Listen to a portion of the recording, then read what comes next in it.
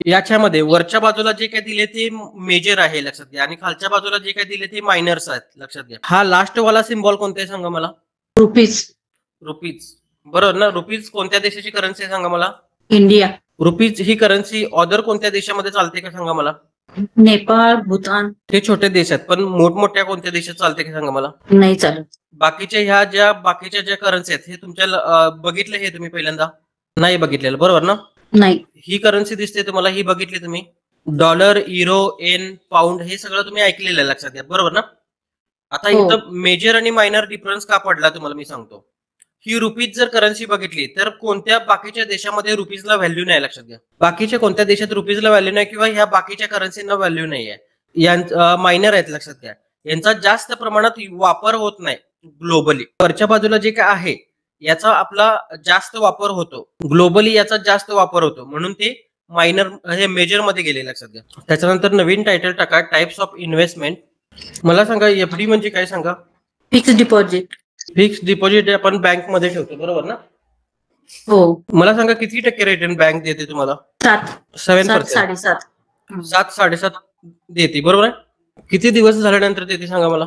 1 महिना कंप्लीट झाल्यानंतर. 1 महिन्याला 7% बँक नाही देत, एका वर्षाला देते लक्षात घ्या. वार्षिक असतं त्यांचं, मंथली नसतं. 365 दिवस पूर्ण झाल्यानंतर ना तुम्हाला बँक 7% देते लक्षात घ्या. आता समजा तुम्ही बँकेत जर 10,000 रुपये जर ठेवले असाल तर बँक तुम्हाला 365 दिवस पूर्ण झाल्यानंतर किती रुपये देणार सांगा मला. 10,000 रुपये. 700 रुपये तुम्हाला बँक 365 दिवस ठेवल्यानंतर देणार, बरोबर ना. त्याच्यानंतर मला सांगा म्युच्युअल फंड किती देणार सांगा तुम्हाला. म्युच्युअल फंड मध्ये समजा तुम्ही इन्व्हेस्टमेंट केलं तर म्युच्युअल फंड तुम्हाला वार्षिक किती रिटर्न देणार काय माहितीये. 15%. 15 ते 25%, बरोबर ना. 15% ते 25% हे म्युच्युअल फंड रिटर्न देतात लक्षात घ्या. त्याच्यानंतर बिझनेस. समजा आता तुम्ही एक बिझनेस चालू केलाय आणि त्या बिझनेस साठी तुम्ही 25 लाख रुपये गुंतवले आहेत. मग समजा मला ते जे तुम्ही 25 लाख रुपये जे काही गुंतवलेले आहेत ते प्रॉपर नेट तुम्हाला कधी मिळणार सांगा मला. तुमचे 25 लाख रुपये तुम्हाला कधी हातात मिळणार. बिझनेस प्रॉफिट मध्ये चालायला लागल्यानंतर. पण बिझनेस प्रॉफिट मध्ये चालायला लागल्यानंतर ना, बरोबर ना. पण तुम्हाला तो प्रॉफिट होणार लक्षात घ्या. पण तुम्ही जे काय 25 लाख जे काही हे इन्व्हेस्ट जे काही केलेलं आहे ते प्रॉपर एक ठराविक कालावधी नंतर ना तुम्हाला पूर्ण मिळणार आहे. मग त्याचा कालावधी काय असणार आहे. बिझनेसच्या प्रॉफिटवरती डिपेंड असणार कधीपर्यंत पूर्ण. तरी पण साधारण तुम्हाला काय वाटतं, म्हणजे मार्केटचा अनालिसिस जर तुम्ही केला असेल तर साधारण किती वर्ष वाटतं तुम्हाला. 15 वर्ष. 15 वर्ष. मी 5 वर्ष पकडून चालतो आणि 5 वर्ष पण गॅरंटी नाही लक्षात घ्या, नो गॅरंटी, बरोबर ना. कारण की 25 लाख रुपये लावल्यानंतर पण बिझनेस तुमचा बुडला तर 25 लाख रुपये तुमचे जाणारच आहेत, बरोबर ना. म्हणजे नुकसान हे होणारच आहे. 25 पूर्ण जाणार आहे पण नुकसान हे होणार लक्षात घ्या. त्याच्यानंतर मला सांगा रिअल इस्टेट मध्ये जर तुम्ही पैसे जर गुंतवले किती कालावधी नंतर ना ते पैसे डबल होतात. समजा आता रिअल इस्टेट मध्ये तुम्ही एक 10 लाख रुपये लावलेत, 10 लाख रुपये तुम्ही लावलेत तर हे 10 लाख रुपये डबल कालावधी काय असणार सांगा मला. मयूर तुम्ही पण उत्तर द्या मला फास्ट मध्ये. वर्षभराने. वर्षात डबल झालेले प्रॉपर्टीचे जे काही पैसे ते डबल नाही, म्हणजे त्याची प्राइस वाढू शकते. हा, प्राइस वाढू शकते पण डबल कधी होणार त्याचा कालावधी काय असणार आहे. No idea. साधारणतः रिअल इस्टेट जर घेतली तुम्ही 10 लाख रुपयाची समजा तर एक मिनिमम 10 वर्ष किंवा 5 वर्ष लागतात लक्षात घ्या ती त्याची किंमत डबल होण्यासाठी लक्षात घ्या. समजलं हे. म्हणजे साधारण आपण याचे पण 5 वर्ष धरूया. त्याच्यानंतर जर समजा तुम्ही गोल्ड जर घेतलं तर गोल्डचे पैसे डबल कधी होणार आहेत सांगा मला. मला सांगा तुम्ही जे काही सोनं घेताय ते कशासाठी घेतो आपण. इन्व्हेस्टमेंट म्हणून घेतो ना. मग हे तुम्ही जे काही इन्व्हेस्टमेंट केलंय ते डबल कधी होणार. 5 वर्ष लागतील. 5 वर्ष लागतील, बरोबर ना. म्हणजे इथे जर बघितलं सगळीकडे जर बघितलं तर मिनिमम 5 वर्षाचा सगळीकडे काय यायला लागलाय कालावधी यायला लागलाय, बरोबर ना. बघा इथे सगळीकडे जर बघितलं तुम्ही तर 5 वर्षाचा कालावधी येतो लक्षात घ्या. मग आता इथे तुम्ही जे काय फॉरेक्स ट्रेडिंग शिकत आहात हे तुमच्यासाठी काय आहे, एक इन्व्हेस्टमेंट आहे, बरोबर ना. ट्रेडिंग तुम्ही शिकता याचा अर्थ तुम्ही एक इन्व्हेस्टमेंट करताय लक्षात घ्या, बरोबर ना. हे का इथे तुम्ही जर मार्केटमध्ये जर 10,000 रुपये जर लावले तर तुम्हाला 1% डेली प्रॉफिट करायचं लक्षात घ्या. 1% डेली प्रॉफिट करायचं. आता मला सांगा 10,000चा 1% किती असणार आहे सांगा मला. 10,000चा 1% किती असणार आहे. 100 रुपये काय करायचे तुम्हाला दिवसाला मिळवायचे आणि तुमच्याकडे किती दिवस आहेत. आता बँकेत तुम्ही जर 10,000 रुपये ठेवले तर 365 दिवसानं बँक तुम्हाला फक्त 700 रुपये देत आहे लक्षात घ्या. पण तुम्ही जर हे 10,000 रुपये जर ट्रेडिंगला लावले तर ट्रेडिंगचे जे काही सेशन असणार आहेत तुमच्याकडे ते 240 सेशन असणार आहेत लक्षात घ्या. आणि 240 सेशन नुसार तुम्ही जर इथे कॅल्क्युलेशन जर बघितलं तर तुम्हाला 24,000 रुपये काय होणार आहे, अर्निंग येणार. लक्षात घ्या. सांगा मला, इथे तुम्हाला 100 रुपये जर रोज तुम्ही जर मिळवला तर 24,000 रुपये येणार आहेत ना. बरोबर. हा, जर 24,000 रुपये तुम्हाला वर्षाला येणार आहेत, मी म्हणतो 24,000 याचं राहून दे, 5,000 रुपये तर येऊ शकतात की नाही सांगा मला. हो, येऊ शकतात. हा, 5,000 तर येऊ शकतात, बरोबर ना. मग तुम्ही जर हेच पैसे जर बँकेत जर ठेवले तर 365 दिवस ठेवून पण तुम्हाला बँक 700 रुपये द्यायला लागले. मग हे तुमच्या पैशाला ही काय जी किंमत दिली गेलेली आहे ही बँकेना, लक्षात घ्या. ही 700 रुपये तुमच्यासाठी म्हणजे त्या पैशाची काय व्हॅल्यू आहे काय सांगा मला. वर्षभर तुम्ही बँकेत पैसे ठेवता आणि वर्षानंतर 700 रुपये तुम्हाला त्या पैशापोटी बँक देते. लक्षात घ्या. या 700 रुपयाची व्हॅल्यू राहत नाही लक्षात घ्या एका वर्षानंतर, कारण की तेवढा इन्फ्लेशन रेट पण वाढलेला असतो, बरोबर आहे ना. बरोबर. याच्यामध्ये जरी तुम्ही फॉरेक्स मार्केटमध्ये इन्व्हेस्टमेंट करून जरी रोजचा ट्रेड नाही झाला तरी पण ठराविक आठवड्यातून किंवा महिन्यातून जरी ट्रेडिंग करून जरी तुम्ही वर्षाला जरी 5,000 रुपये जरी मिळवला तरी बँकेपेक्षा जास्त तुम्ही रिटर्न मिळवू शकता. लक्षात घ्या. बरोबर आहे ना. सांगा मला, मग फॉरेक्स मार्केट तुमच्यासाठी चांगलं आहे की वाईट आहे. आता हे झालं तुमचं एका वर्षाचं झालं. लक्षात घ्या. मी हा तुम्हाला एका वर्षाचा 5,000 सांगतोय, पण बाकीच्या ह्याच्यामध्ये जर तुम्ही इन्व्हेस्टमेंट केलेलं बघितलं तर मिनिमम कालावधी किती तुमच्याकडे, तर 5 वर्षाचा कालावधी. लक्षात घ्या. 5,000 रुपयानं जर 5 वर्षाचं जर बघितलं तर प्रॉफिट किती होणार आहे तुम्हाला, 25,000 रुपये होणार आहे. मला सांगा, 10,000 रुपयाला 5 वर्षात 25,000 रुपये कोण देते का सांगा मला. 10,000 रुपयाला 5 वर्षानंतर 25,000 रुपये कोण देते का सांगा मला. नाही देऊ शकत, बरोबर ना. मग त्याच्यासाठी तुम्हाला काय केलं पाहिजे, इन्व्हेस्ट केलं पाहिजे, बरोबर. पण फक्त इन्व्हेस्टमेंट करून सोडून चालणार आहे काय, नाही ना. त्याच्यासाठी तुम्हाला अनालिसिस पण केलं पाहिजे. लक्षात घ्या. बरोबर ना. मार्केटमधून तुम्हाला जास्त प्रमाणात जर पैसे येत असतील तर तेवढं तुम्हाला मार्केटला वेळ द्यायला पाहिजे ना, बरोबर आहे ना. हो हो, बरोबर आहे. समजलं. हे आपण जे काय फॉरेक्स मध्ये इन्व्हेस्ट करायला लागलोय ते तुमच्यासाठी एक इन्व्हेस्टमेंट आहे, पण आपण त्याला स्टडी करून पूर्णपणे एक चांगला रिटर्न्स आपल्याला पाहिजे आहेत, त्याच्यासाठी आपण हे करणार. लक्षात घ्या. समजलं हे. त्याच्यानंतर सांगा मला, ट्रेडिंग सोपी आहे का सांगा मला. जे काही तुम्ही ट्रेडिंग करणार आहे किंवा करन्सी ट्रेडिंग करणार किंवा स्टॉक मार्केट करणार आहे, लक्षात घ्या, सोपं आहे का, काय वाटतंय तुम्हाला मॅडम, सांगा सोपं आहे का. नाही सर, स्टडी केल्याशिवाय सोपं नाही आहे. बरोबर आहे ना. त्याला स्मार्ट म्हटले. स्मार्ट का म्हटले सांगा मला. स्मार्टली मनी येते ते आपल्याकडे, त्यामुळे स्मार्ट म्हणजे एका जागेला बसून तुम्हाला करता येते. लक्षात घ्या. कुठं काही तुमचे हात पण घाण करायचे नाहीत. लक्षात घ्या. एका जागेला बसून तुम्ही प्रॉफिट करू शकता. लक्षात घ्या. पण एवढं सोपं नाही आहे ना ते. लक्षात घ्या. हे एवढं सोपं नाही. लक्षात घ्या. एका जागेला बसलं म्हणजे प्रॉफिट होतं एवढं सोपं नाही ते. तुम्ही याच्यामध्ये जर नियम प्रॉपर जर पाळत असेल तर चांगली गोष्ट. लक्षात घ्या. मयूर, सांगा याचं उत्तर काय असेल. तुमचं प्रश्न दिसतोय तुम्हाला. नाही. बरं, ठीक आहे. शिंगाणे मॅडम, तुमचं. नाही. जर तुम्ही पैसे मिळवायचे मशीन जर म्हणत असाल तर ते चुकीचं आहे, कारण की हे पैसे मिळवण्याचे मशीन नसून एक प्रकारचं काय आहे, बिझनेस आहे. लक्षात घ्या. याच्यामध्ये जर बघितलं तर जे काही फॉरेक्स मार्केट आहे, लक्षात घ्या, ते आपल्याकडं 24 तास चालू असणार. लक्षात घ्या. 5 दिवस 24 तास चालू असणार आहे. म्हणजे एकदा जर सोमवारी रात्री जर चालू झालं तर शुक्रवारी रात्री बंद होतं. लक्षात घ्या. त्यामुळे तुम्हाला तुमच्याकडे जो काही वेळ आहे त्या तुमच्या वेळेनुसार इथं ट्रेडिंग करू शकता. लक्षात घ्या. हा 1 नंबरचा पॉईंट झाला. लक्षात घ्या. त्याच्यानंतर 2 नंबर पॉईंट, इंडियन मार्केटच्या तुलनेत फॉरेक्स मार्केटचा जो काही व्हॉल्यूम आहे तो जास्त आहे. लक्षात घ्या. त्याच्यामुळे जे काही तुम्ही चार्टवर जो काही अंदाज लावणार आहे प्रॉपर यशस्वी होतो. लक्षात घ्या. त्याच्यानंतर व्हॉल्यूम माहिती आहे सर्वांना. नाही माहिती. होय होय, माहिती आहे. व्हॉल्यूम म्हणजे जे काही भाग घेणारे जे लोक आहेत, बायर्स आणि सेलर्स, यांची संख्या खूप असते. लक्षात घ्या. ज्यावेळेला संख्या खूप असते त्यावेळेला व्हॉल्यूम मार्केटमध्ये जास्त असतो. लक्षात घ्या. व्हॉल्यूम म्हणजे भाग घेणाऱ्यांची संख्या. आता इथे जर बघितलं तुम्ही जर साध्या भाजी मार्केटमध्ये गेला म्हणजे एक कॉर्नरला भाजी विकायला बसलेत आणि मार्केटमध्ये भाजी विकायला बसलेत. आता गर्दी कुठे जास्त असणार सांगा. मार्केटमध्ये. हा, मार्केटमध्ये. मग मार्केटमध्ये काय आहे, व्हॉल्यूम जास्त आहे. लक्षात घ्या. तसा इंडियन मार्केटपेक्षा फॉरेक्स मार्केटचा व्हॉल्यूम सर्वात जास्त आहे. लक्षात घ्या. एक्सपायरी नसते. पोझिशन कितीही दिवस होल्ड करू शकताय. आता तुम्ही फ्रेशर आहात मॅडम, त्यामुळे तुम्हाला ही गोष्ट एक्सपायरी काय असते माहित नसणार आहे, पण काही प्रॉब्लेम नाही, तुमच्यासाठी हे चांगलं आहे. लक्षात घ्या. त्याच्यानंतर मयूर, तुला माहिती आहे ना एक्सपायरी काय असते. हो हो, माहिती आहे. हा, एक्सपायरी मुळे काय होतं, टाइम डिके होतो, बरोबर ना. हो, बरोबर. पण फॉरेक्स मध्ये तसं नाही आहे. लक्षात घ्या. फॉरेक्स मध्ये कितीही दिवस तुम्ही ही पोझिशन होल्ड ठेवू शकता. लक्षात घ्या. एक तर स्टॉप लॉस हिट जोपर्यंत होत नाही किंवा टार्गेट हिट होत नाही तोपर्यंत ही पोझिशन तुमची होल्ड असणार मार्केटमध्ये. समजलं हा पॉईंट तिसरा. त्याच्यानंतर 4था पॉईंट, इंडियन ऑप्शन मार्केट प्रमाणे गॅप अप गॅप डाऊन किंवा टाइम डिकेचा त्रास होत नाही. लक्षात घ्या. ज्यांनी इंडियन मार्केटचा ऑप्शन ट्रेडिंग केले त्यांना ही गोष्ट माहिती आहे, गॅप अप गॅप डाऊन काय असतं, त्याच्यानंतर टाइम डिके काय असतो, हे त्यांना माहिती आहे, लक्षात घ्या. पण तुम्हाला हा त्रास होणार नाही फॉरेक्स मध्ये. त्याच्यानंतर पाचवा जो काही पॉईंट आहे, कमीत कमी फंड असणारी व्यक्ती ही इथे ट्रेड करू शकते. मला सांगू शकता इथे कमीत कमी म्हणजे किती डॉलर नंतर तुम्ही ट्रेड करू शकताय? गेस करा, मला सांगा. डॉलरचा रेट कमी असेल तेव्हा. नाही नाही नाही, तसं नाही म्हणत मी. तुमच्याकडे किती डॉलर असताना पण तुम्ही मार्केटमध्ये ट्रेड करू शकताय. आता समजा तुम्हाला इंडियन मार्केट करायचं आहे, हा. तर तुम्हाला किती पैसे हवेत मार्केट करायला?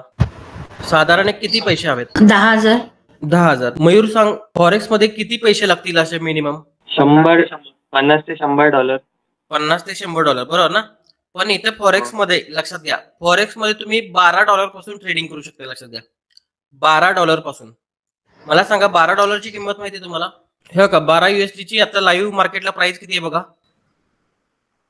1,008 रुपये प्राइस चालू आहे मार्केटला. लक्षात घ्या, 1,000 रुपये असताना पण तुम्ही इथे मार्केटमध्ये ट्रेडिंग करू शकताय, बरोबर ना? हा मार्केटचा प्लस पॉईंट आहे, लक्षात घ्या. आणि 1,000 मध्ये तुम्हाला मोठमोठी क्वांटिटी पण उचलता येते.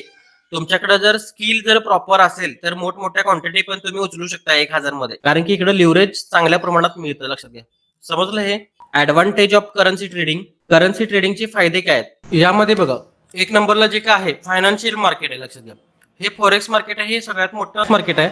हा एक तुमचा ऍडव्हान्टेज आहे. त्याच्यानंतर मार्केटमध्ये कोणीही ट्रेड करू शकतो. याचा अर्थ की तुम्ही $12-15 टाकून ट्रेड करू शकता. हा पण मोठे ऍडव्हान्टेज आहे. त्याच्यानंतर फॉरेक्स मार्केट हे कोणत्याही स्टॉक एक्सचेंज किंवा गव्हर्नमेंटच्या अंडर नियमानुसार चालत नाही. लक्षात घ्या, म्हणजे हे डिसेंट्रलाइज आहे. लक्षात घ्या, त्याच्यामुळे इकडे मॅन्युप्युलेशन वगैरे काही होत नाही. मला सांगा, मॅन्युप्युलेशन म्हणजे माहिती का तुम्हाला? माहिती आहे. मयूर, मॅन्युप्युलेशन म्हणजे माहिती का? हो, माहिती आहे. मॅडम, तुम्हाला माहिती आहे मॅन्युप्युलेशन? नाही माहिती. बघा, इकडं स्टॉक एक्सचेंज किंवा गव्हर्नमेंटच्या अंडर. आता इथं भारतामध्ये बघितलं तर जे काही स्टॉक एक्सचेंज आहेत, NSE, BSE, हे सेबीच्या अंडर आहेत. लक्षात घ्या, त्याच्यामुळे इथं मार्केटमध्ये मॅन्युप्युलेशन होतं. मॅन्युप्युलेशन म्हणजे काय की हँडलिंग केलं जातं. लक्षात घ्या, त्याच्यावर कंट्रोल असतं, सरकारचं त्याच्यावर कंट्रोल असतो. आणि सरकारचं कंट्रोल असल्यामुळे ते काय होतं, लोकांना फसवू शकतात. लक्षात घ्या, तसं हे फॉरेक्स मार्केटवर कोणाचं हे नाही. लक्षात घ्या, हे कोणत्याही स्टॉक एक्सचेंजच्या किंवा गव्हर्नमेंटच्या अंडर नाही आहे. हे डिसेंट्रलाइज आहे. लक्षात घ्या, याच्यामुळे इथे कोणाची फसवणूक होत नाही. त्याच्यानंतर यामध्ये इनसाइडर ट्रेडिंग. मला सांगा, इनसाइडर ट्रेडिंग म्हणजे माहितीये का कोणाला माहित नसेल तर सांगा लगेच मला. नाही सर, माहित नाही. सर नाही माहित. नाही माहित नाही. नाही माहिती. हो का, इनसाइडर ट्रेडिंग म्हणजे काय? हो का, तुमच्या एक कंपनी आहे तुमच्याकडं. समजा आता तुमच्याकडे XYZ कंपनी आहे. लक्षात घ्या, ही XYZ कंपनी आहे आणि ह्या कंपनीचे स्टॉक जर वरती जाणार असतील तर हे कोणाला माहित असतं? एक तर त्या कंपनीच्या मालकाला माहित असतं. लक्षात घ्या, किंवा त्या कंपनीमध्ये जे काम करणारे कामगार असतात त्यांनाच माहित असतं. लक्षात घ्या, बाकी कोणाला माहित नसते ही गोष्ट, बरोबर आहे ना? आणि ही जर गोष्ट बाहेर जर लीक झाली, लक्षात घ्या, ही जर गोष्ट बाहेर जर लीक झाली आणि लीक झाल्यानंतर ना या स्टॉकला जर ऑपरेट केलं बाहेरच्या लोकांनी, तर ह्याला काय म्हणतात? इनसाइडर ट्रेडिंग म्हणतात. म्हणजे त्या कंपनीतली एक गोष्ट होती ती बाहेर लोकांना समजली आणि समजल्यानंतर ना त्या स्टॉक मध्ये काय झालं, ऑपरेटिंग चालू झाली. म्हणजे त्या स्टॉक मध्ये मॅन्युप्युलेशन चालू झालं. याला काय म्हणतो आपण? इनसाइडर ट्रेडिंग म्हणतो. म्हणजे आतली गोष्ट बाहेर कोणाला तरी समजते आणि त्याच्यामध्ये त्या स्टॉक मध्ये मॅन्युप्युलेशन केलं जातं. लक्षात घ्या, समजलं हे? सर हे आता पण होते असं? होय, होते की आता पण. स्टॉक मध्ये होते की आता पण होते. लक्षात घ्या, अदानीचं काय झालं? हिंडनबर्ग. हा, अदानीचं झालं. परत आता एनव्हिडिया वगैरे हे जे फॉरेनचे जे स्टॉक आहेत, मेटा वगैरे, त्यात पण होतं. त्याच्यानंतर तुम्ही फुल टाइम किंवा पार्ट टाइम करू शकता. लक्षात घ्या, कारण की 24 तास मार्केट चालू आहे, याचा अर्थ तुम्ही कधी पण करू शकता. त्याच्यानंतर जास्त प्रमाणात लिव्हरेज मिळतं.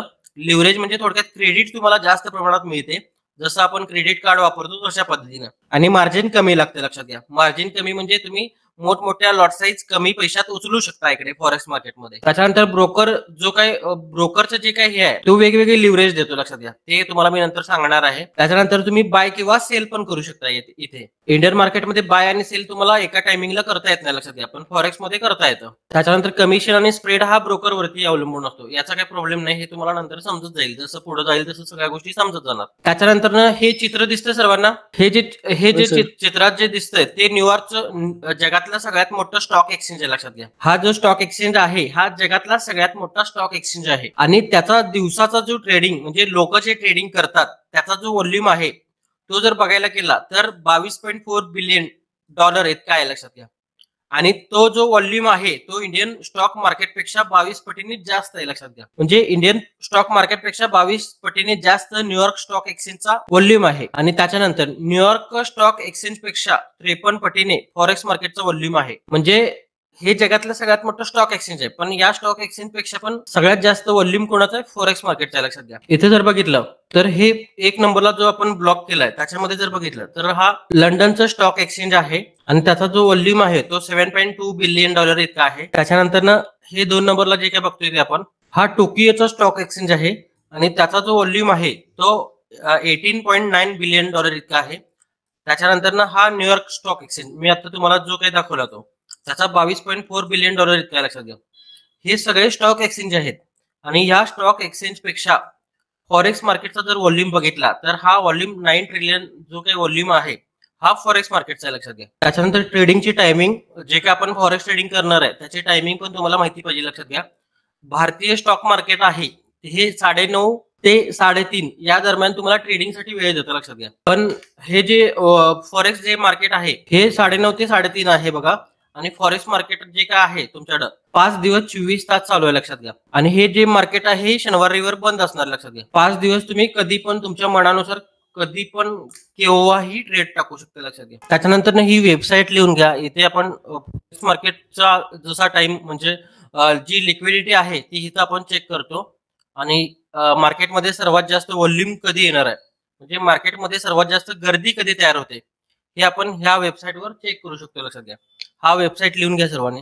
नोट डाऊन झाले असेल तर आपण बघणार आहे कशा पद्धतीनं मार्केटमध्ये व्हॉल्यूम कसा जनरेट होतो, कधी जास्त येतो कधी कमी येतो. हे का मी गुगल क्रोम ओपन करतोय आणि गुगल क्रोम ओपन केल्यानंतर तुम्हाला ती वेबसाईट काय करायची इथे टाईप करायची, लक्षात घ्या. फॉरेक्स मार्केट होर्स हे असं टाईप केल्यानंतर ही वेबसाईट येते. ही बघा, ही अशा पद्धतीने तुम्हाला वेबसाईट दिसणार आहे, लक्षात घ्या. आणि त्याच्यामध्ये हा आपण तुम्हाला जो स्क्रीनवर मी जे आता काही दाखवलं ते अशा पद्धतीने दिसणार आहे, लक्षात घ्या. तर याच्यामध्ये हा जो टाइम दिसतो हा अमेरिकेप्रमाणे दिसतो, लक्षात घ्या. इथं दिसते का तुम्हाला? हा जो जीएमटी आहे ग्लोबल हा अमेरिकेचा आहे, लक्षात घ्या. आणि इथं जर तुम्हाला भारतीय मार्केट प्रमाणे जर बघायचं असेल तर भारतीय मार्केट प्रमाणे तुम्हाला इथं काय लावायला पाहिजे? टाइम लावली पाहिजे, लक्षात घ्या. त्याच्यामध्ये मला सांगा भारतीय मार्केट काय आहे, किती? 5:30 जीएमटी आहे ना? हे बघा दिसते का? हे सांगा मला, हे दिसतं का? इथं आपण आशिया कोलकाता 5:30 जीएमटी लावणार आहे आणि त्याच्यानंतर गो वर क्लिक करणार आहे आणि ज्या वेळेला आपण क्लिक केल्यानंतर इथं तुमच्याकडे अपडेट टायमिंग येते, लक्षात घ्या. याच्यामध्ये आता हॅलो, कुणाला काही इथे प्रॉब्लेम आहे? माईक ऑन ठेवा. तुम्ही जर माझ्याशी बोलला तर प्रॉपर पद्धतीने आपण पुढे जाता येईल, लक्षात घ्या. मला सांगा दिवसाची सुरुवात कधी होते? सांगा. कशाची सर? दिवसाची सुरुवात कधी होते? कोणत्या टाइम प्रमाणे दिवसाची सुरुवात होते? फॉरेक्सची? फॉरेक्सची नाही, दिवसाची. पहाटे 5, 4, 5. सर रात्री 1 वाजता AM नंतर रात्री 1 वाजल्यानंतर ना 12 नंतर ना 1 वाजतात ना? हो, 12 नंतर 1 वाजता. दिवसाची सुरुवात इथे चालू होती का तुमची 1 वाजता? इथं दिवस चालू झाला आणि दिवस चालू झाल्यानंतर ना फर्स्ट टाइम मार्केट कोणतं ओपन झाले सांगा? हे फर्स्ट टाइम जे मार्केट ओपन झाले हे बघा इकडे ओपन झाले. हे सिडनीचं मार्केट फर्स्ट टाइम ओपन झाले, लक्षात घ्या. सिडनी 3:30ला. सिडनी नंतर 2 नंबरला मार्केट कितीला ओपन झाले? टोकियो, लक्षात घ्या. 4 वाजता. 4 वाजता. आणि त्याच्यानंतर ना 1 वाजता कोणते मार्केट ओपन झाले? लंडन. आणि त्याच्यात 1 वाजता. हा, दुपारी 1 वाजता लंडनचं मार्केट ओपन होतं, लक्षात घ्या. त्याच्यानंतर ना न्यूयॉर्कचं कितीला होतं सांगा मला? 6ला. संध्याकाळी 6ला, बरोबर ना? ही सर्व त्यांच्या देशातली स्टॉक एक्सचेंज आहेत, पण ही मार्केट ओपन असल्यामुळे काय होतं, फॉरेक्स मार्केटचा व्हॉल्यूम वाढतो, लक्षात घ्या.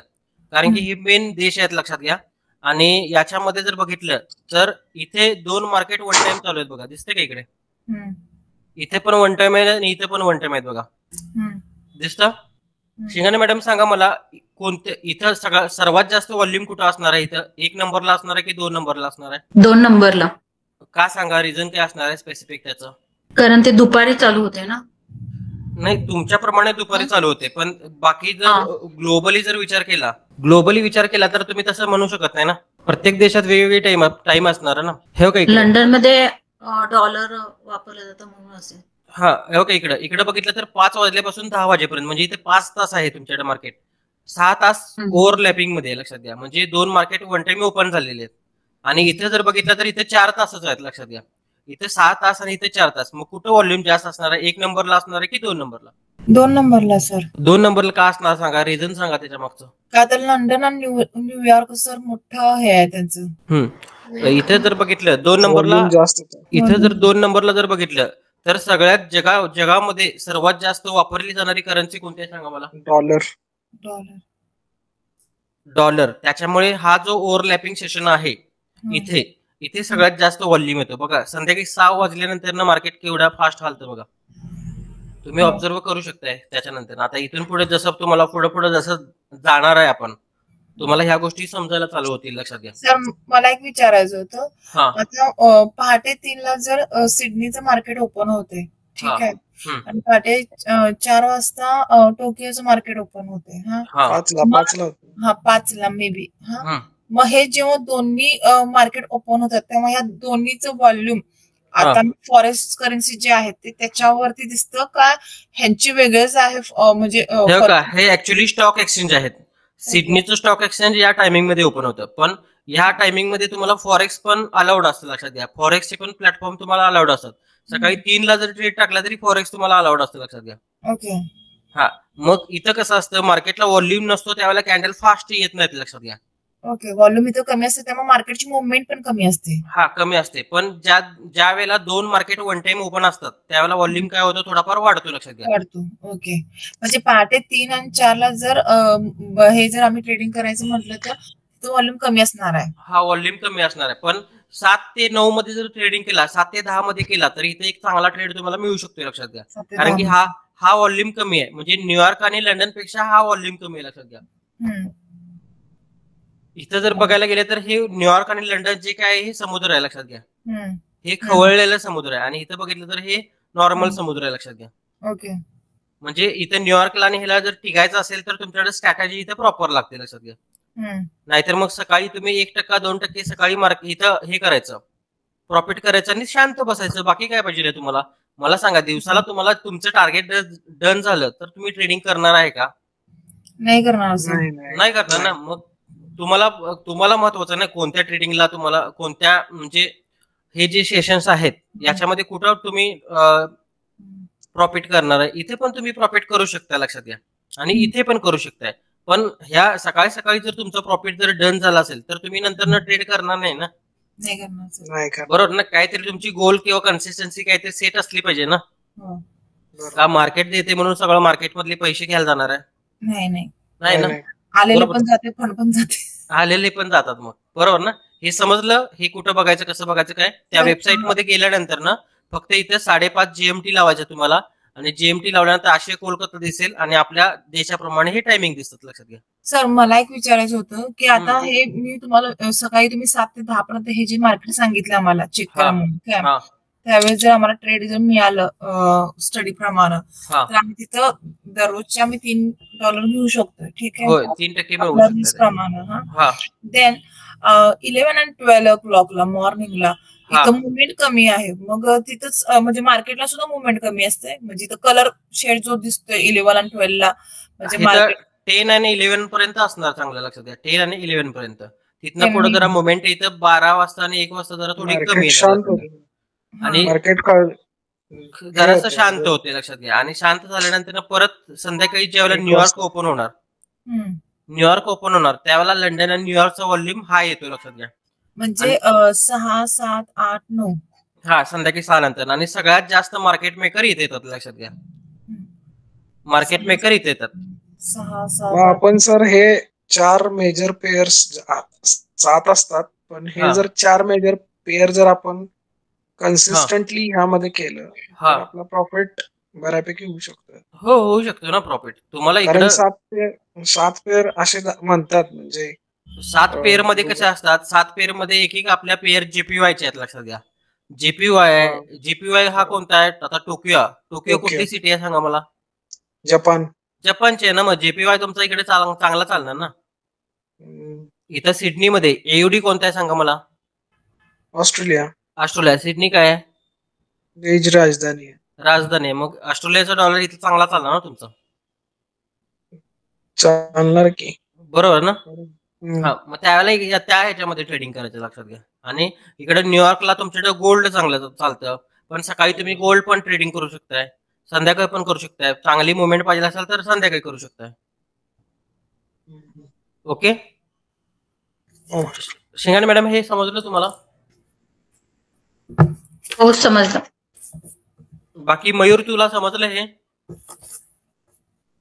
हो कळालं. त्याच्यानंतर टायटल टाका फॉरेक्स मार्केट बिग प्लेयर्स. मार्केटचे जे काही मोठे प्लेयर्स आहेत त्यांची लिस्ट आहे ही, हे लिहून घ्या आणि लिहून झाल्यानंतर मला हँड राईज करा. सर हा बोला. जसं आपलं इंडेक्स असतंय, हा ह्याचे पण इंडेक्स आहेत ना? एक्सक्यूज. आता तुम्ही जे 4 सेशन सांगितले त्याचे पण इंडेक्स असणार ना? हो आहे की. आपल्याकडे DE30 जो काही दिलाय तो कोणता इंडेक्स आहे सांगा मला. हे जर्मनी आहे. तसे इंडेक्स तुम्हाला एक्सनेस जर तुम्ही ओपन केलं तर त्याच्यात सगळ्या इंडेक्सची लिस्ट आहे लक्षात घ्या. जपानच्या पण इंडेक्सला तुम्ही ट्रेड करू शकता. अच्छा. इंडिव्हिज्युअली म्हणजे आपण फक्त असं डिक्सीला करू शकतो का? फक्त हो. डिक्सी? हो तुमची चॉईस असते, पण कसं असतं तुम्हाला सांगतो, इथे प्रत्येक वेळेला सेटअप तयार होत नाही लक्षात घ्या. तुम्ही प्रॉपर तुमच्या सेटअपवर जर ट्रेडिंग करत असाल तर स्पेसिफिक एक करन्सी घेऊन बसली तरी चालेल, पण सेटअप तुम्हाला सारखा सारखा सापडत नाही. मग तुम्ही काय करताय, ट्रेड कधी पण करताय, कसा पण करताय लक्षात घ्या.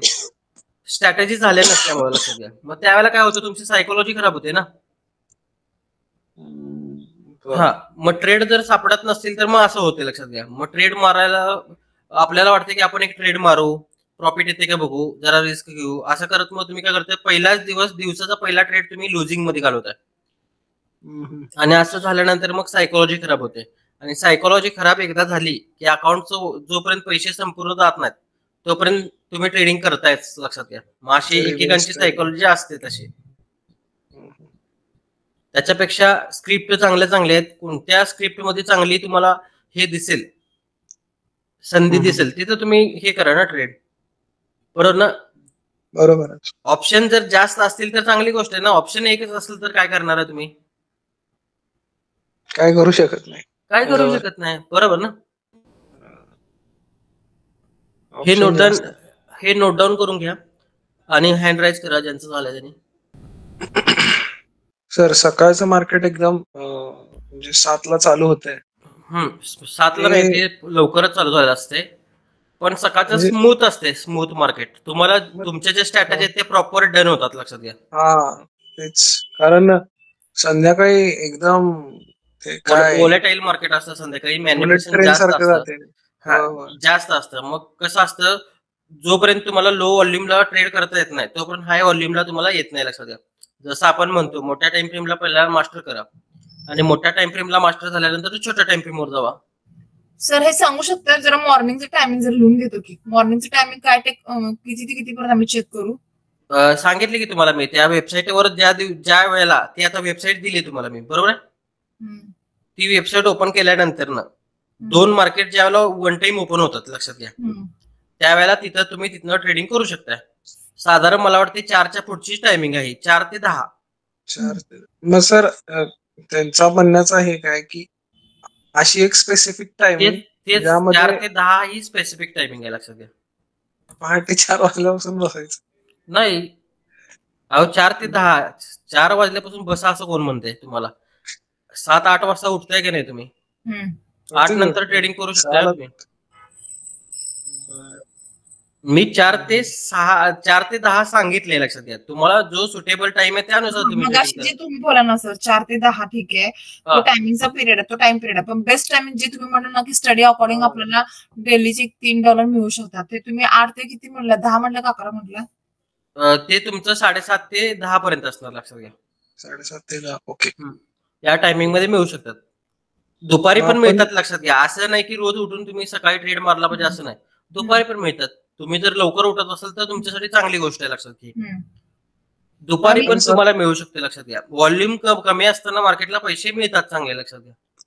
इव्हिनिंग टाइम सर किती म्हटलं? 6 ना? 6 ते 7 धरा, 7:30 धरा, 7 ते 10 च्या रेंजमध्ये चांगलं असतं मार्केट.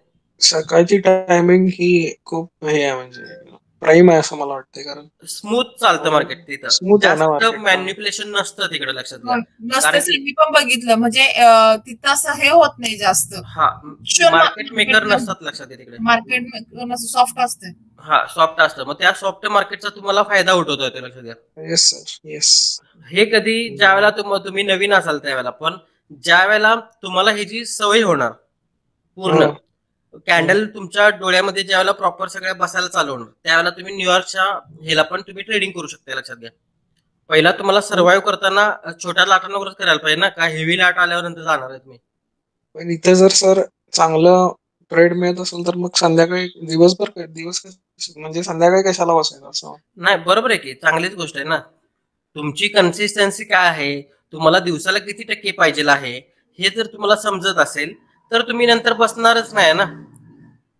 आणि आपला जो बरोबर काही नियम आहे, ते दिवसाला तुम्हाला फक्त 2च ट्रेड अलाउड आहेत, लक्षात घ्या. 2च्या वरती ट्रेड अलाउड नाही आहेत. 2च्या वरती जर ट्रेड करत असाल तर तुमची सायकोलॉजी फेल होणार, लक्षात घ्या. समजलं हे? हो सर. त्याच्यानंतर फॉरेक्स मार्केट मधील मोठे प्लेयर्स, हे लिहून घेतलं सर्वांनी? हँड राईज कर मला फास्ट मध्ये. प्रशांत सर, आवाज येतोय? हो सर, येतोय. आहे, सगळ्या गोष्टी क्लिअर होत आहेत? हो हो हो, मी नोट्सच घेऊन बसलोय सर. चालेल चालेल, ठीक आहे, नो प्रॉब्लेम. हो, त्यामुळे बऱ्यापैकी रिकॉल होतोय नोट्स घेऊन बसल्यामुळे. Okay okay. हे नोट डाऊन झालं असेल तर मला हँड राईज करा प्लीज. ओंकार सर, झाले का तुमचं? हो झाले. ओके. याच्यामध्ये बघितलं तर हे मार्केट मेकर्स आहेत, लक्षात घ्या. मला सांगा, मार्केटमध्ये मार्केटचं जे काही डायरेक्शन आहे किंवा मार्केट जे मूव्ह करतं ते कोण करतं सांगा? मार्केटला जी काही मुवमेंट येते ती मुवमेंट कुणामुळे येते? तुमच्यामुळे येते? सांगा मला इथे. बिग प्लेयर्स मुळे येते, बरोबर ना? इथे जे काही मार्केटला जी काही मोठी मुवमेंट येते ते बिग प्लेयर्स मुळे येते, लक्षात घ्या. तुमच्यामुळे येत नाही. मग ते जे काही बिग प्लेयर्स आहेत त्याच्यामध्ये बँक्स येणार तुमच्याकडे. ज्या मोठमोठ्या ज्या बँका असतात ते इन्व्हॉल्व असतात याच्यात, लक्षात घ्या. त्याच्यानंतर या बँकांना पण पैसे पुरवणाऱ्या ज्या मोठमोठ्या बँका असतात ते पण असणार इकडे. त्याच्यानंतर व्यावसायिक बँका, ज्या कमर्शियल बँका, त्या पण असतात इकडे, लक्षात घ्या. त्याच्यानंतर पैसे पुरवणाऱ्या ज्या संस्था असतात त्या पण फॉरेक्स मार्केटमध्ये असतात, लक्षात घ्या. त्याच्यानंतर मोठे ट्रेडर जसे वॉरेन बफेट वगैरे असे मोठमोठे ट्रेडर असतात ते पण इन्व्हॉल्व असतात. त्याच्यानंतर आयात आणि निर्यातदार, इम्पोर्ट एक्सपोर्ट जे करणारे लोक असतात ते पण इन्व्हॉल्व असतात, लक्षात घ्या. त्याच्यानंतर किरकोळ व्यापारी म्हणजे आपल्यासारखे जे लोक आहेत ते किरकोळ व्यापारीमध्ये जातात, लक्षात घ्या. आणि त्याच्यानंतर इलेक्ट्रॉनिक लिक्विडिटी प्रोव्हायडर म्हणजे तुम्हाला मी सांगणार आहे हे काय असतंय. त्याच्या अगोदर बाकीचं आपण समजून घेऊ. मला सांगा, तुम्ही कुठं मोडताय सांगा याच्यामध्ये? सर्वांनी सांगा, तुम्ही याच्यामध्ये कुठं मोडताय सांगा? किरकोळ व्यापारीमध्ये आपण मोडतो, बरोबर ना? आता हे बाकीचे जे काही लोक आहेत, लक्षात घ्या, बाकीचे जे बिग प्लेयर्स आहेत यांच्याकडे तुमच्याकडे पैसे आहेत का? हे काय बिग प्लेयर्स आहेत यांच्याकडे तुमच्याकडे पैसे आहेत का? नाही आहेत. बरं, ठीक आहे. हे मार्केट मेकर आहेत, लक्षात घ्या. यांच्याकडे तुमच्याकडे पैसे नाहीत, बरोबर. तुम्ही यांच्यासारखं ट्रेडिंग करू शकताय काय? नाही सर, एवढं नाही, तेवढं नाही जमत. शिंगाडे मॅडम, सांगा मला, तुम्ही यांच्यासारखं ट्रेडिंग करू शकता काय? नाही करू शकत, बरोबर ना? म्हणजे यांच्यासारखं आपण ट्रेडिंग नाही करू शकत, बरोबर ना? कारण की यांच्याकडे आपल्याकडे पैसे नाहीत, बरोबर ना? पण मला एक गोष्ट सांगा, यांच्यासारखं तुम्ही स्किल डेव्हलप करू शकताय का नाही? करू शकते. हा, स्किल डेव्हलप करू शकतो, बरोबर ना? मग मला सांगा, तुम्हाला किरकोळ व्यापारी बनायचं आहे का मार्केट मेकर बनायचं आहे? मार्केट मेकर बनायचं, लक्षात घ्या, बरोबर ना? म्हणून आपण जे काही स्किल लावणार आहे ते मार्केट मेकर सारखं असणार, लक्षात घ्या. आणि मार्केट मेकरचे जे काही फुटप्रिंट आहेत हे तुम्हाला प्रॉपर पद्धतीने स्कॅन करायला मी दाखवणार आहे. आपण जसं पुढे जाईल तसं सगळं आपलं ऍडव्हान्स आहे. त्याच्यामध्ये मी तुम्हाला मार्केट मेकरचे फुटप्रिंट दाखवणार.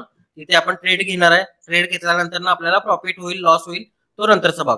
पण फुटप्रिंट कसे असतात हे तुम्हाला मी प्रॉपर पद्धतीने स्कॅन करायला शिकवणार आहे.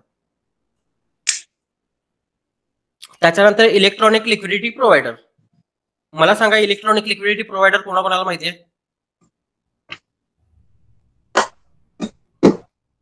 नाही सर, मला माहित. नाही माहित. इलेक्ट्रॉनिक लिक्विडिटी प्रोव्हायडर लक्षात घ्या. इलेक्ट्रॉनिक लिक्विडिटी प्रोव्हायडर असा झोन असतो. इथे जर बघितलं जे सपोर्ट असतो मार्केटला, लक्षात घ्या. सपोर्टला मार्केट काय करतं? वरती जाते अप ट्रेंडला.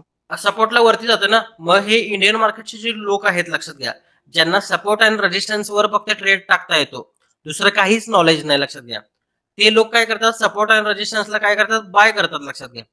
आणि बाय केल्यानंतर ना हे जे मार्केट मेकर्स असतात, ह्या जे काही नॉलेज ज्यांना काही नाहीये त्यांना काय करतात? आणखी बाय करण्यासाठी इथं मुवमेंट आणतात, लक्षात घ्या. हे इलेक्ट्रॉनिक लिक्विडिटी प्रोव्हायडर जे असतात ते इथं आणखी बाय करण्यासाठी मुवमेंट आणतात इथं मार्केटच्या. आणि लोकांना काय वाटतं की मार्केट खरंच वरती जाणार आहे. आणि अशा वेळेला हे कोण असतात सर? तेच की मार्केट मेकर्स असतात. मार्केट हे मार्केट मेकर्सच असतात, लक्षात घ्या. खरं तुम्ही इथे लिहिलंय की इलेक्ट्रॉनिक, म्हणजे मला वाटलं काय डिजिट ऑटोमॅटिक. हा, ऑटोमॅटिक म्हणजे ऑटोमॅटिक टाईप म्हणजे इलेक्ट्रॉनिक म्हणजे काय? स्पेसिफिक असा एक झोन आलेला असतो आणि त्या झोन मध्ये सगळ्यात जास्त स्टॉप लॉस कुठे लागल्यात, काय लागल्यात, हे यांच्या मशीनला स्कॅन होत असतात, लक्षात घ्या. ही इलेक्ट्रॉनिक जी लिक्विडिटी प्रोव्हायडर असतात यांच्या मशीनला सगळ्यात जो व्हॉल्यूम एरिया असतो, सगळ्यात जास्त व्हॉल्यूम कुठे लागला हा एरिया यांच्या मशीनला स्कॅन होत असतो, लक्षात घ्या. आणि त्यांच्याकडं म्हणजे सॉफ्टवेअर असणार. ब्लॅक रॉक कडे बघितलं नाही? कोणतं सॉफ्टवेअर आहे तुमच्याकडे? बघितलं नाही तुम्ही? कळालं का तुम्हाला? आलं लक्षात. ब्लॅक रॉक कडे जगातला सगळ्यात मोठा बिझनेस, तो सगळ्यात जास्त प्रॉफिट करणारा बिझनेस कोणता आहे? हा त्याच्या सिस्टीमला स्कॅन होतोय, लक्षात घ्या. बरोबर ना? बरोबर आहे. ब्लॅक रॉक कोण आहे? मोठा प्लेयरच आहे ना मार्केटमध्ये. इल्युमिनाटी. कळालं ना सर? आम्हाला नाही माहिती त्याच्या संदर्भातले काय डिटेल्स. हो का? अमेरिकेतली सगळ्यात मोठी एक कंपनी आहे, सगळ्यात मोठी ब्लॅक रॉक म्हणून एक कंपनी आहे. ही BlackRock company market maker आहे, लक्षात घ्या. म्हणजे त्यांच्याकडे भरपूर पैसे आहेत आणि एवढे पैसे आहेत की त्यांना बीट कोण करू शकत नाही, लक्षात घ्या. एवढे भरपूर पैसे आहेत, लक्षात घ्या, त्यांच्याकडे. त्याच्यामुळे हे असे लोक काय करतात? मार्केटमध्ये लिक्विडिटी तयार करतात आणि लोकांना फसवतात, लक्षात घ्या. कारण की त्यांच्या पैशाला पैसे यायला पाहिजेत ना. त्यांनी जर पैसे मार्केटला लावत असतील तर त्या पैशाला प्रॉफिट व्हायला पाहिजे की नको, सांगा मला. आता मार्केटमध्ये तुमचा लॉस झाला म्हणून ते काय दया दाखवत बसणार आहे तुम्हाला? नाही ना. मार्केटमध्ये लॉस झाला म्हणून दया दाखवणार नाही, लक्षात घ्या. मार्केटमध्ये लॉस का होणार आहे? कारण की तुमच्याकडे स्किल नसणार आहे, लक्षात घ्या. स्किल नसताना तुम्हाला लॉस होते. मग कुणाची चुकी असणार? तुमची चुकी आहे ना ती. बरोबर ना? हा, मग याच्यासाठी काय होतं की ज्या वेळेला जो व्हॉल्यूम एरिया दिसतो किंवा व्हॉल्यूम एरिया तयार करतात लोक, ही लक्षात घ्या.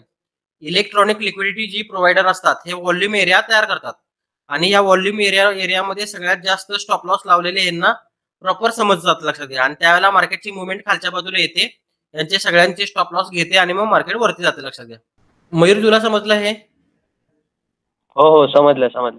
हा मॅडम, तुम्हाला समजलं हे? हो, समजलं. हा, त्याच्यानंतर हे नोट डाऊन करून घ्या. अनालिसिस जे काही आपण स्टडी वगैरे जे काही करणार आहे ते ट्रेडिंग व्ह्यू वर करणार आहे, लक्षात घ्या. मला वाटतं ट्रेडिंग व्ह्यू आता सगळ्यांच्याकडे असणार आहे.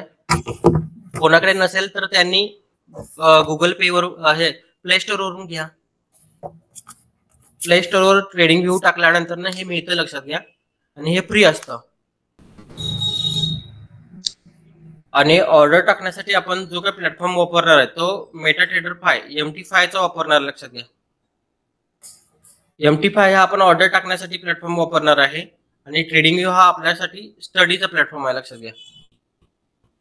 स्टडी करण्यासाठी आपण ट्रेडिंग व्ह्यूचा वापर करतो आणि ऑर्डर टाकण्यासाठी MT5 चा वापर करतो, लक्षात घ्या. पीसीवर कोण स्टडी जर करत असाल तर MT5 ला पण स्टडी करता येतो, लक्षात घ्या. पण लोकांना ट्रेडिंग व्ह्यू सोपं झालंय त्याच्यामुळे लोक जास्त ट्रेडिंग व्ह्यू वापर करतात. घेतलं हे नोट डाऊन करून. त्याच्यानंतर आपला जो ब्रोकर आहे, ब्रोकर हा एक्सनेस आहे, लक्षात घ्या. एक्सनेसचे अकाउंट कोणाकोणाकडे सांगा मला. ओंकार सर, आहे तुमच्याकडे अकाउंट एक्सनेसचं? हो. त्याच्यानंतर मॅडम तुमच्याकडे आहे का? नाही. तुम्हाला लिंक वगैरे पाठवतो. तुमचा ईमेल आयडी फक्त शेअर करून ठेवा मला. मेल आयडी शेअर करून ठेवा. तुम्हाला मी ऍप्लिकेशन डायरेक्ट सेटअप पाठवतो, फक्त इन्स्टॉल करायचे. हा. अच्छा. त्याच्यानंतर मयूर, हो आहे माझ्याकडे. तुझ्याकडे आहे गौरेशचा हो. काय कर, ईमेल आयडी मला पाठवून दे. हा पाठवतो. हा, गौरेशला मी पाठवतो स्पेशली ऍप्लिकेशन अपडेट ओके. मधले पाठवतो. हा ठीक आहे. हा, त्याच्यानंतर ना नचिकेत सर तुमच्याकडे आहे ना? बाकी प्रशांत सर आहे ना तुमच्याकडे एक्सनेस? हो आहे सर. त्याच्यानंतर सांगा, जे आज काय मी तुम्हाला हे दिलेलं आहे सगळं, त्याच्यामध्ये कोणती गोष्ट तुमच्यासाठी अवघड होती का? ओंकार सर सांगा मला, कोणती गोष्ट तुमच्यासाठी अवघड होती का याच्यामध्ये, आज जे काही शिकवलं आहे त्याच्यामध्ये? नाही. ओके. मॅडम सांगा मला, नाही, समजलं सगळं अवघड तुम्हाला? नव्हतं. हो समजलं. समजतंय सगळं?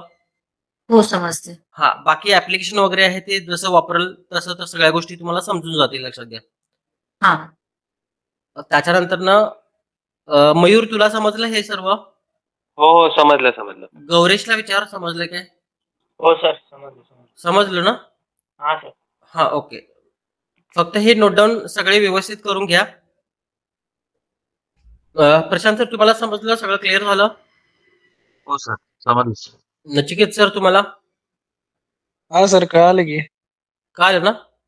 हो सर. ओके.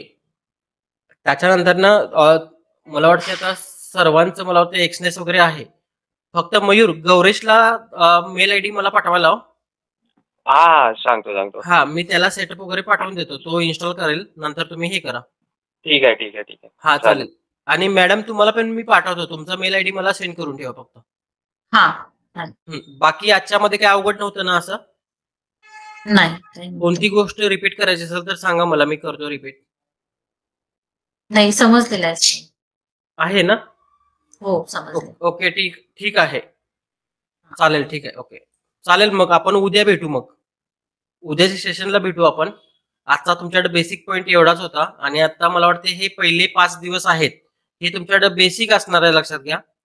पण तिथून पुढे जरा थोडंसं तुम्हाला टफ द्यावं लागेल. तुमचं 100% दिल्यामुळे तुम्हाला सगळ्या गोष्टी समजतील, लक्षात घ्या. पण आपला जो सिलेबस आहे टोटल मराठी भाषेचा आहे, लक्षात घ्या. त्याच्यामुळे तुम्हाला काहीच प्रॉब्लेम होणार नाही कोणताच. आणि कोणता जर प्रॉब्लेम आला तर तुम्हाला रिव्हिजन मध्ये परत ती गोष्ट रिपीट केली जाते, लक्षात घ्या.